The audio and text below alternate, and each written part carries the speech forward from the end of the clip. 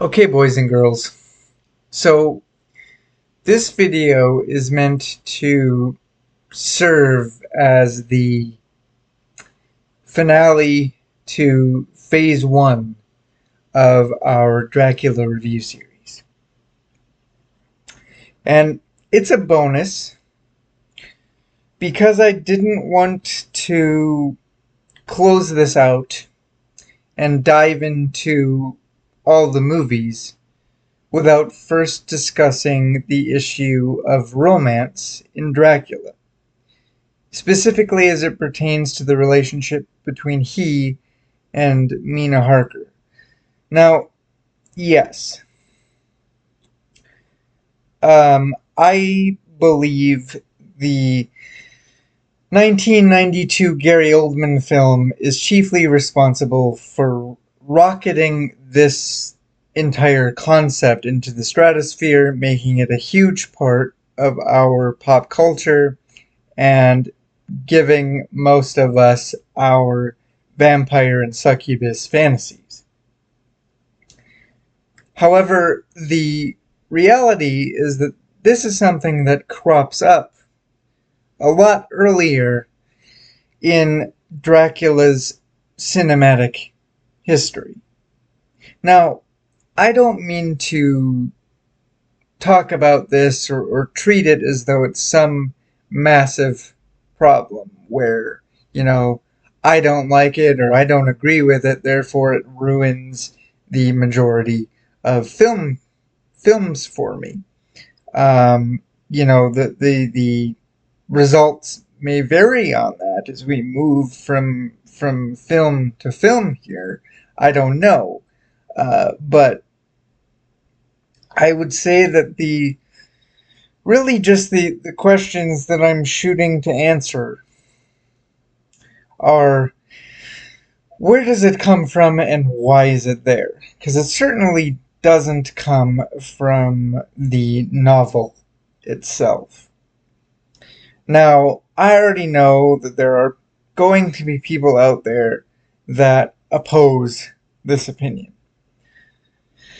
I already know that there is a healthy population of people out there on the internet that um, will strongly argue that this book is nothing but an erotic gothic romance. And my initial reaction to that would just be, are you sure we read the same book? Because nothing about it jumped out at me or registered in any real way like that. I mean, just look at the character of Dracula himself.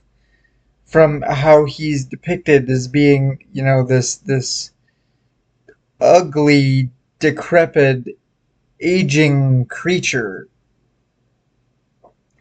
to some of his actions, which include but aren't limited to allowing a gypsy woman's infant to be devoured by a group of wolves that he controls. Like, this guy is meant to be the antithesis of evil, and nothing about him on any level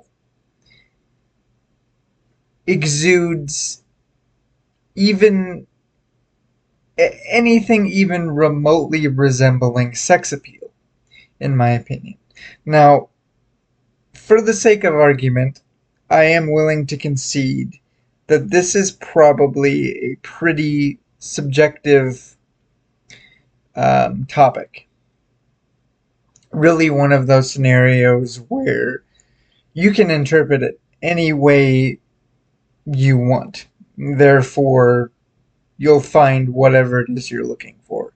For example, there is a large amount of people out there that will look at the part of the book where Dracula um, breaks into Mina's bedroom to bite her as this extremely sexually charged scene, whereas I look at it more plainly as predator cornering his prey.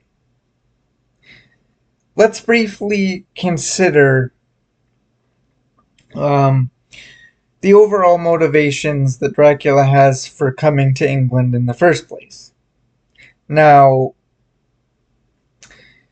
to have him willing to cross oceans, to cross space and time, to, romantically claim Mina as his own is a nice idea. But unfortunately, it's just not the case.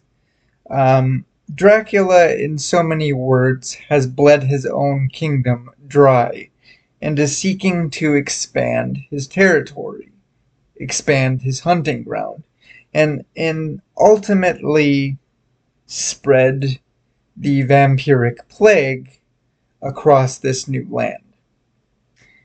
And if we were to look at that in the most primal of ways, this concept of spreading the plague, expanding his lineage, if you will, I don't think it's too far outside the realm of reason to think of women and the roles that they play in child rearing and such.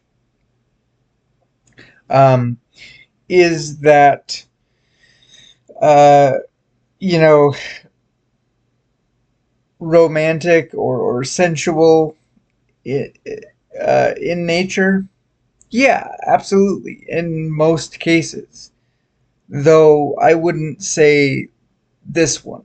I mean, let's take Lucy's transformation, um, for example. How it's written, how it's paced, uh, it comes across as this extremely agonizing, horrific experience, not erotic. Um, and yeah, there's the counter argument where you could say, women seem especially susceptible to his power and influence. Yeah, okay, sure. But is that meant to be looked at as a domination fetish type thing? Or could it just be simply that the idea of, these women being afflicted with this curse that they themselves are helpless to do anything against, um, is terrifying to most people, especially at the time that this was written. I don't know. But if you've followed me up to this point, you're probably asking yourself something along the lines of, or telling yourself something along the lines of, okay, I'll bite. If it doesn't come from the source material, then where does it come from? Well, I've recently broached this topic with my mom, who happened to mention that it could very simply just come down to movie magic, Hollywood magic. That having this bloodthirsty, immortal, supernatural being obsessively stalk a damsel as either a main plot line or a subplot line in a movie is a pretty decent way to engage your audience and have them invest in your art. And I wholeheartedly agree with that. I think that is a perfectly logical, perfectly rational explanation for why this topic is rampant throughout Dracula in films. But there's something else that I want to bring forward. And to do that, we briefly have to revisit John Polidori's short story, The Vampyre. Because in that story, the vampiric character of Lord Ruthven is described as being this suave, seductive, debonair, aristocrat type character who has certain appetites for lust and other such acts of debauchery. And it is specifically mentioned that he prefers to prey upon young and innocent, affluent women. And that really started to make me wonder if this wasn't a case of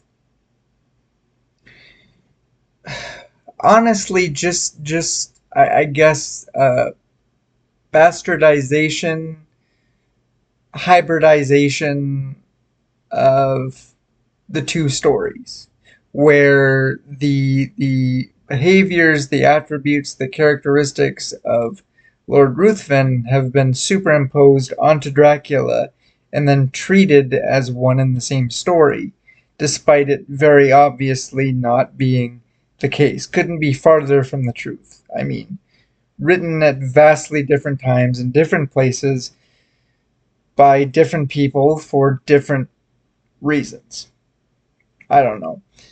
Ultimately, I just wanted to bring this to the table to make y'all aware of it and to keep an eye out for it, because I think it's very likely that, you will see that this particular shoe fits more and more as we go. But that is going to wrap this video up, guys. So as always, thanks for watching. Take care of yourselves, and we'll catch you in the next one.